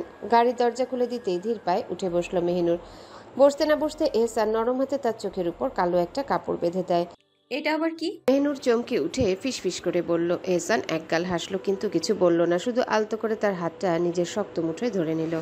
মেহনুর আরও সংকুচিত হয়ে গেল। এই মানুষটার আচরণ মাঝে মাঝে এমন রহস্যময় হয়ে ওঠে যে নিজেকে হারিয়ে ফেলার মতো অনুভূতি হয়। গাড়ির ভেতরে নরম আলোর হালকা সুবাস ছড়িয়ে আছে। এহসানের কাছ থেকে ভেসে আসা তার শরীরের ঘ্রাণে মেহনুরের মনে এক অদ্ভুত অস্থিরতা ছড়িয়ে দিচ্ছে। সে চুপচাপ বসে আছে, কিন্তু তার শ্বাস প্রশ্বাসের গতি যেন একটু বেড়ে গেছে। আর কতক্ষণ? ফিসফিস করে জিজ্ঞাসা করলো মেহনুর। এহসান মৃদু হেসে বলল। অল্পক্ষণের অপেক্ষা যান, তারপর এমন কিছু দেখবে যা তোমার স্বপ্নেও আসেনি। গাড়ি এগিয়ে চলছে রহস্যের গন্তব্যের দিকে। মেহনুরের মনে একদিকে ভয়, আরেকদিকে কৌতূহল। সে জানে এহসান যখন কিছু বলে তখন সেটার পিছনে কিছু একটা লুকিয়ে থাকে। আজও কি তেমন কিছু ঘটতে চলেছে? কালো কাপড়ের আড়ালে মেহনুর চোখ বন্ধ করে অনুভব করার চেষ্টা করছে সামনে কি অপেক্ষা করছে তার জন্যে। গাড়ি থমকে থেমে যায়। এতে মেহনুরের ভিতর ধুকপুকানি আরও এক ধাপ বেড়ে যায়। আল্লাহ মাহবুদ ভালো জানেন সামনে কি হতে চলেছে। এহসান গাড়ি থেকে নেমে এলো, তারপর দরজা খুলে মেহনুরের হাত ধরে নামিয়ে নিল। আশেপাশে কেমন যেন কোলাহল, মানুষের শব্দ, কিন্তু কোথায় এসেছে সে? কোথায় নিয়ে এলো এই পুরুষ তাকে? কিছুই বুঝতে পারছে না। তার দৃষ্টিহীন চোখের সামনে কেবলই অন্ধকার। নিঃশ্বাস ভারী হয়ে আসছে। এহসান মেহনুরের দুই কাঁধে আলতো করে হাত রেখে কয়েক কদম এগিয়ে নিয়ে গেল, তারপর ধীরে ধীরে তার চোখের বাঁধন খুলে দিল। চোখ থেকে কাপড় সরতে মেহনুরের দুনিয়া উল্টে গেল। মুখ থেকে অস্পষ্ট গলায় বেরিয়ে এলো। আব্বা? মেহনুরের মুখ দিয়ে আর শব্দ বেরোচ্ছে না, শুধু নিঃশ্বাস বন্ধ হয়ে আসছে। শরীর অসাড় হয়ে যাচ্ছে, হাত পা কাঁপতে শুরু করেছে, কলিজা মোচড় দিয়ে উঠছে বারবার। তার আব্বা মাটিতে পড়ে আছেন, গায়ে রক্তের দাগ, মুখ ফুলে গেছে, চোখের কোণে জমে থাকা শুকনো রক্তের রেখা। তার 6 জন চাচাকে কিছু লোক শক্ত করে বেঁধে রেখেছে। দাদাজানের 2 হাত পেছনে বাঁধা, তিনি হাঁটু গেড়ে বসে আছেন। আর তার ছোট ভাইজান মেহেরুবকে মাটিতে ফেলে রাখা হয়েছে। সে নিথর দেহে পড়ে আছে, মুখে এক ফোঁটা শব্দ নেই। এক পাশে তার ছোট ছোট চাচাতো ভাইগুলো দাঁড়িয়ে কাঁদছে, তাদের মুখে ভয় আর আতঙ্ক। মেহনুরের দৃষ্টি ঘোলাটে হয়ে আসছে, পায়ের নিচে মাটি কাঁপছে, শিরা উপশিরায় ভয়ে জমাট বাঁধছে। সে চিৎকার করতে চাইল, কিন্তু কণ্ঠরুদ্ধ হয়ে এলো। এহসানের ঠোঁটে হালকা হাসি। এই হাসির অর্থ কি? সে কি আগেই জানতো? মেহনুর অসহায়ের মতো চারিপাশে তাকিয়ে দেখলো, আর এক মুহূর্তের জন্য মনে হলো এই পৃথিবীর আলো হাওয়াও আজ ওর বিপক্ষে। চারিপাশে হট্টগোল, আর্তনাদ আর শ্বাসরুদ্ধকর আতঙ্কের মাঝে মেহনুরের শরীরটা কেমন যেন নিস্তেজ হয়ে আসছে। গলা শুকিয়ে কাঠ, তবু সমস্ত শক্তি একত্র করে মুখ খুলতে যাবে, ঠিক তখনই এহসান ওর কানের কাছে মুখ নিয়ে ফিসফিসিয়ে বলল। কেমন চমক দিলাম, সুন্দর না? সারা শরীর শিউরে উঠল মেহনুরের। আতকে উঠে এক পলকে নিজের আপনজনদের দিকে তাকালো সে। দাদাজান মাটিতে লুটিয়ে, চাচারা বাঁচার জন্য ছটফট করছে, আর আব্বার মুখ রক্তে ভেসে যাচ্ছে। বিস্ময়ে, ভয় আর শোকে কেঁপে কেঁপে উঠে বলল। আমার আব্বাকে কেন মারছেন? কেন এমন করছেন? আমার চাচাদের কেন মারছেন? আমার দাদাজানকে? কথা শেষ হয় না, গলার কাছে কেমন যেন দলা পাকিয়ে আসে কান্নাটা। এহসান আবারও ফিসফিসিয়ে বলে। হিস, আস্তে আস্তে কথা বলো, এখানে পুরুষ রয়েছে। তারপর একটু থেমে গলায় শীতলতা মিশিয়ে বলল। আর তোর বাপ চাচারে আমি মারছি না, অন্য কেউ মারছে। কেন মারছে জানিস? মেহনুর ছলছল চোখে তাকালো তার দিকে। কেন? এহসান মৃদু হেসে বলল। এর কারণ ওরা পাশের গ্রামের দক্ষিণে জমিটা দখলে নিতে চেয়েছিল, যার পরিণতি এই। মেহনুরের চোখ বিস্ময়ে বড় হয়ে গেল। কিন্তু সেই জমি তো আমাদের। এহসান এবার ঠোঁটের কোণে বিদ্রুপের হাসি টেনে বলল। তোদের তো, কিন্তু এরা সেটা হতে দিবে না। আর এরা কারা জানিস? এরা আয়াস জমিদারের লোক। আরাস জমিদার? মেহনুর আতকে উঠল নামটা শুনে। ছোটবেলা থেকে শুনে এসেছে তাদের ভয়ঙ্কর কীর্তি কাহিনী। বিশ্রী লড়াই, রক্তের হিসাব, ক্ষমতার দম্ভ সবকিছুর সঙ্গেই ওদের নাম জড়ানো। বড় তালুকদার, ছোট তালুকদার, যেই হোক সবার সাথে এদের রক্তারক্তির সম্পর্ক। কিন্তু আজ তার নিজের পরিবারের লোকজন এই নিষ্ঠুরতার শিকার। তখনই চারিপাশে মারামারি ধীরে ধীরে স্তিমিত হতে থাকে। জমাট রক্তের গন্ধে বাতাস ভারী হয়ে ওঠে। হঠাৎ সবাই থমকে যায়। থমকে যাবে না কেন? তাদের বাপেরও বাপ এসে উপস্থিত হয়েছে এখানে। এহসানকে দেখে দাঁড়িয়ে থাকা লোকগুলোর চোখ বিস্ময়ে কুঁচকে উঠল। কেউ একজন ফিসফিসিয়ে বলল, বড় তালুকদারের ছোট সিংহ এখানে কি করছে? সবাই চুপ, কেউ কিছু বলছে না ভয়। কারণ নিজেদের দাপট এহসান তালুকদারের সামনে দেখালে কলিজার জায়গা থাকবে না, তাই চুপচাপ দাঁড়িয়ে আছে সবাই। তখনই এহসান উঠে বলে, আরে চালিয়ে যাও, আমি তো আনন্দ নিতে এসেছি, তোদের কাছে বাধা দিতে কিন্তু নয়। এহসানের এমন নির্লজ্জ কথায় লোকগুলো কিছুক্ষণ স্তব্ধ হয়ে থাকে। তারপর বিশ্রীভাবে হাসতে হাসতে বলল, আচ্ছা ভাই, শুক্রিয়া কাজ সম্পূর্ণ করতে দেওয়ার জন্যে। মেহনুর যেন বিশ্বাসই করতে পারছে না এ কি সেই এহসান যে মানুষটা আজ ওর পরিবারের সর্বনাশের মঞ্চে দাঁড়িয়ে নির্মম আনন্দ নিচ্ছে। তখনই মেহনুরের কানে ভেসে এলো এক আর্তনাদ, আমার আব্বারে ছেড়ে দে কুত্তার বাচ্চা, আমায় মেরে ফেল প্রয়োজনে। তার ভাইজান মেহেরুব। তারপরে ধূপ করে একটা প্রচণ্ড শব্দ হয়। একজন লোক প্রচণ্ড জোরে লাথি মারে মেহেরুবের মুখে। মুহূর্তেই থেমে গেল চিৎকার। মুখের কোণে টলটলে লাল রক্তের ধারা গড়িয়ে পড়তে থাকলো। এই দৃশ্য দেখে মেহনুরের প্রাণ যেন বেরিয়ে আসার উপক্রম। সে চিৎকার করে বলে, ভাইজান। এক দৌড়ে ওর কাছে যেতে চাইল, কিন্তু মুহূর্তের মধ্যে এহসানের লোহার মতো শক্ত হাত ওকে টেনে নিজের বুকের সাথে চেপে ধরে বলে, তোকে এখানে এনেছি এদের এই অবস্থা দেখানোর জন্য, ওদের কাছে দৌড়ে যাওয়ার জন্য নয়। এহসানের চোখ ঝলসে উঠে এক ভয়ঙ্কর দৃষ্টি আর বলে, দেখ, পুরো গ্রাম দেখছে, কেউ কিচ্ছু বলছে না, তুইও দেখ, উপভোগ কর। যেমনভাবে তোর বাপ চাচারা আমায় রক্ত গোসল করতে দেখছিল, যেমনভাবে আমার আব্বা তার এই ছেলে রক্তে গোসল করে দেখতেছিল। তারপর এক নিঃশ্বাসে বলল, তুইও দেখ, আনন্দ কর। মেহনুর পাগলের মতো মাথা নাড়তে থাকে। এহসানকে শুধু বারবার বলতে থাকে, আপনি কিছু করুন, আপনি থামান, ওরা আমার আব্বাকে মেরে ফেলবে, থামান না, কিছু তো করুন। কিন্তু এহসান মেহনুরের কোনো কথায় কান দেয় না। উল্টো তাকে বা হাত দিয়ে নিজের বুকের সাথে চেপে ধরে আর আনন্দের সহিত সামনের দৃশ্য দেখতে থাকে। মেহনুর বারবার ডুকরে কেঁদে উঠে আর একটা কথাই বলতে থাকে, আপনি কিছু করুন, দয়া করুন, আমার আব্বাকে বাঁচান। আবারও কেঁদে উঠে বলে, ওই ইসান, কিছু তো করুন, ওরা মেরে ফেলছে, ওরা আমার সব শেষ করে দিচ্ছে, কিছু তো করুন। কান্না করতে করতে কথা বলার হাসা ভারিয়ে ফেলছে মেহনুর, কিন্তু এহসান কিছুই করছে না। মেহনুরকে যে এভাবে এহসান এই দৃশ্য দেখাচ্ছে, এটা দেখে মেহনুরের বাপ চাচার অন্তর আরও ডুকরে কেঁদে উঠে। তাদের মেয়ে খুবই কোমল, যদি কোনো ধরনের শখ করে বসে, জ্ঞান হারিয়ে ফেলে, নিজেদের কোনো ক্ষতি করে নেয়, এ মানসিকভাবে ভেঙে, এটা নিয়ে তারা আরও ভয় পাচ্ছে। মেহেরুব নিথর দেহে শুয়ে অসহায় চোখে শুধু এটা দেখছে, এই নরপশু এহসানের বুকে কিভাবে তার ছোট্ট পরি, তার কলিজা, তার পানের টুকরো বোন কত অসহায়ভাবে আহাজারি করছে, কিন্তু তাও ওই নরপশুটা কিছু করছে না, সব শুধু উপভোগ করছে। অথচ নিজের প্রাণের জন্যে নিজে কিছু করতে পারছে না, শুধু দেখছে আর তার বুকটা বিদ্ধ হয়ে যাচ্ছে, রক্ত দিয়ে মুখ ভরে যাচ্ছে, তার শক্তি শেষ হয়ে যাচ্ছে। ঠিক তখনই যখন মেহনুরের বাবা মাজহারুল সাহেব মৃত্যুর শিকার হতে যাচ্ছিলেন, কেউ একেবারে মেরে ফেলার জন্য প্রস্তুতি নেয়, তখনই এহসান তার ডান হাত উঁচু করে দিয়ে এক চুটকি বাজায়। মুহূর্তেই তার পিছনে দাঁড়িয়ে থাকা দেহরক্ষীরা ঝাঁপিয়ে পড়ে বাঘের মতো সেই লোকগুলোর উপর যারা এতক্ষণ ধরে মেহনুরের পরিবারের সদস্যদের উপর আঘাত করছিল। মুহূর্তের মধ্যে কয়েকজন লোক মেহনুরের বাবাকে ধরে এনে তাকে মাটিতে শুইয়ে দিল, তার চাচাদের ছাড়িয়ে দিতে লাগলো। মেহনুর নিজের বাবাকে সামনে পেয়ে এহসানের থেকে নিজেকে ছাড়িয়ে মাটিতে বসে পড়ল, তবে এহসান নিজে ওকে ছেড়ে দেয়। মেহনুরের তো সাধ্য আর নেই এহসানের বুক থেকে নিজে ছুটে যাওয়ার। এহসান মেহনুরকে ছেড়ে এক দৃষ্টিতে সামনে তাকিয়ে সব কীর্তি দেখতে থাকে। একবারও মেহনুরের আদমরা বাবার দিকে ফিরেও তাকায় না। চোখের জলে তার সারা মুখ ভিজে যাচ্ছে। মেহনুরের দুঃখ, বেদনা, কষ্ট, সমস্ত অনুভূতি যেন একসাথে উদিত হয়ে তার হৃদয়ে তোলপাড় করছে। তাড়াতাড়ি সে নিজের আব্বার হাত, যেটি ক্লান্ত জখম হয়ে পড়ে আছে, সেই হাত নিজের হাতে চেপে ধরে আর অশ্রুসিক্ত চোখে নিঃশব্দে তার পিতার হাতে চুমু খেতে থাকে। মাজহারুল সাহেবের বুকের ভিতর এক যন্ত্রণাদায়ক অনুভূতি হচ্ছে। তার মেয়েকে এমন কষ্টে দেখে তার মন চাইছিল সে যেন একটিবার হলেও নিজের মেয়ের মাথায় মমতায় হাত বুলিয়ে দিতে পারেন, কিন্তু তার শরীর সাড়া দিতে চায় না। তার হাতগুলো যা ভারী হয়ে গেছে, তিনি একটুও নিজের হাত তুলতে পারলেন না। খুব ভয় হচ্ছে মেহনুরের, খুব ভয় হচ্ছে, কারণ তার বাবা মুখ থেকে একটা কথাও বের করতে পারছেন না। মেহনুর ভয়ে ভয়ে তার বাবার কানের কাছে নিজের মুখ নিয়ে যায় আর ফিসফিসিয়ে বলে, আবার পড়ুন লা ইলাহা। ওর বাবা অস্পষ্ট গলায় মেয়ের সাথে সাথে বলেন, লা ইলাহা। মেহনুর ঢোক গিলে বলে, ইল্লাল্লাহু মুহাম্মাদুর রাসূলুল্লাহ। ওর বাবা এবার গলায় স্পষ্ট করে একটু বলেন, ইল্লাল্লাহু মুহাম্মাদুর। মেহনুর ডুকরে কেঁদে উঠে বলে, মুহাম্মাদুর রাসূলুল্লাহ। ওর বাবা অনেক কষ্টে পড়েন। মুহাম্মাদুর রাসূলুল্লাহ। ওনার পড়ার সাথে সাথে মুখ দিয়ে রক্ত বেরোচ্ছে। মেহনুর ফের বলে, আবার পড়ুন আস্তাগফিরুল্লাহ। আস্তাগফিরুল্লাহ। মেহনুর কান্না গলায় চেপে আবারও বলে, পড়ুন আব্বা আস্তাগফিরুল্লাহ রব্বি মিন কুল্লি। ওর বাবা মুখ থেকে অনেক কষ্টে বের করেন, আস্তাগফিরুল্লাহ রাব্বি মিন কুল্লি। ধারিম ওয়াতিন আলামতু, ধারিম ওয়াতিন আলামতু। তখনই কয়েকজন হাসপাতালের কর্মী এসে ওদের সামনে একটা সিট রাখেন যাতে ওনাকে হাসপাতালে নিয়ে যেতে পারেন। তাই এহসান একটু ঝুঁকে মেহনুরের হাতের বাহু আলতো করে ধরে একটানে তুলে নিয়ে আবারও নিজের বুকের সাথে মিশিয়ে নেয়। মেহনুর আর নিজের বাবাকে দেখতে পারে না, নিজের ভাইজানকে দেখতে পায় না, কারণ এহসান ওকে এতটা জোরে নিজের বুকের সাথে চেপে ধরেছে যে সে কোনো দিকে তাকাতেও পারছে না। মেহনুরের শুধু অ্যাম্বুলেন্সের ডাক শুনছে, তবে কি হলো, কে মারা গেল আর তার বাবা কি বেঁচে রইলেন সে তো বুঝতেই পারল না।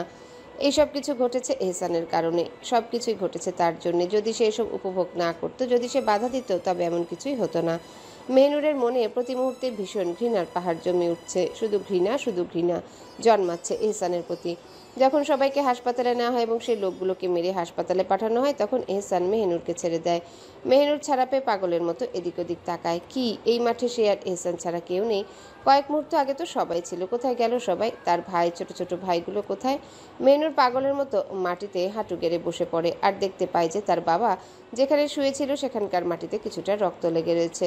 মেহনুর তা দেখে মুহূর্তে সে রক্তে মাখা মাটি হাতে তুলে দাঁড়িয়ে যায়, তাচ্ছিল্যের হাসি দিয়ে পিছনে ঘুরে মাটিগুলো ধরে এহসানের সামনে নিয়ে এসে বলে, এহসান তালুকদার, দেখুন রক্ত, আমার আব্বার রক্ত।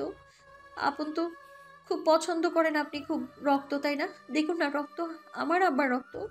কত রক্ত দেখুন, কত রক্ত। আরও লাগবে আরও দিব নিন না, ঘ্রাণ শুকুন। এহসান অনুভূতিহীন হয়ে মেহনুরের অস্থির কাজগুলো দেখছে। নিজের নারীকে এতটা ভয়ঙ্করভাবে আঘাত দিতে সে চায়নি, তবে এটাই তার কর্তব্য।